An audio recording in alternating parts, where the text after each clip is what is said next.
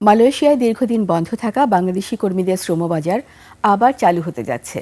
ন্যূনতম খরচ, স্বচ্ছতা এবং সিন্ডিকেট ভেঙে নতুনভাবে জনশক্তি রপ্তানির সুযোগ তৈরিতে একমত হয়েছে ঢাকা ও কুয়ালালামপুর। প্রবাসী কল্যাণ ও বৈদেশিক কর্মসংস্থান মন্ত্রী আরিফুল হক চৌধুরীর নেতৃত্বে বাংলাদেশ প্রতিনিধি দলের দেশটি সফরে যৌথ বিবৃতিতে এসব তথ্য জানানো হয়। বিস্তারিত জানাচ্ছেন সুমাইয়া খান। I am Ox. মালয়েশিয়ার পুত্রাজায়ায় দেশটির প্রতিনিধি দলের সঙ্গে বাংলাদেশের গুরুত্বপূর্ণ বৈঠক। বৃহস্পতিবার এই বৈঠকে বাংলাদেশের প্রতিনিধি দলের নেতৃত্ব দেন প্রবাসী কল্যাণ ও বৈদেশিক কর্মসংস্থান মন্ত্রী আরিফুল হক চৌধুরী। আর মালয়েশিয়া পক্ষে নেতৃত্ব দেন মানব সম্পদ মন্ত্রী রামানান রামাকৃষ্ণানন।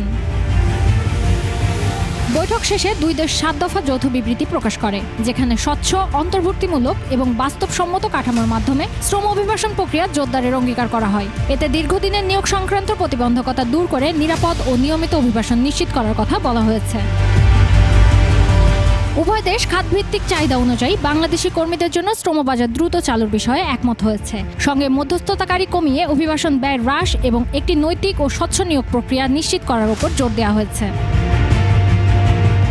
মালয়েশিয়া জানিয়েছে তারা একটি প্রযুক্তি নির্ভর ও কৃত্রিম বুদ্ধিমত্তা নিয়োগ ব্যবস্থা চালু করতে যাচ্ছে, যেখানে নিয়োগকর্তারাই সম্পূর্ণ খরচ বহন করবে, ফলে অভিবাসন খরচ প্রায় শূন্যে নেমে আসবে। এছাড়া দক্ষ উন্নয়ন, প্রশিক্ষণ ও তথ্য আদান প্রদানের মাধ্যমে শ্রমিকদের সক্ষমতা বাড়ানোর উপর গুরুত্ব দেওয়া হয়েছে। মানব পাচার ইস্যুতেও উভয় দেশ আইনের শাসন ও জবাবদিহিতা নিশ্চিতের প্রতিশ্রুতি দিয়েছে।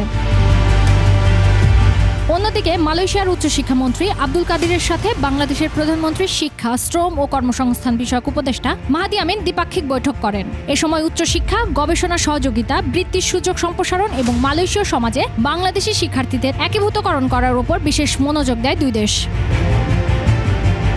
সুমাইয়া খান, 21 টেলিভিশন, ঢাকা।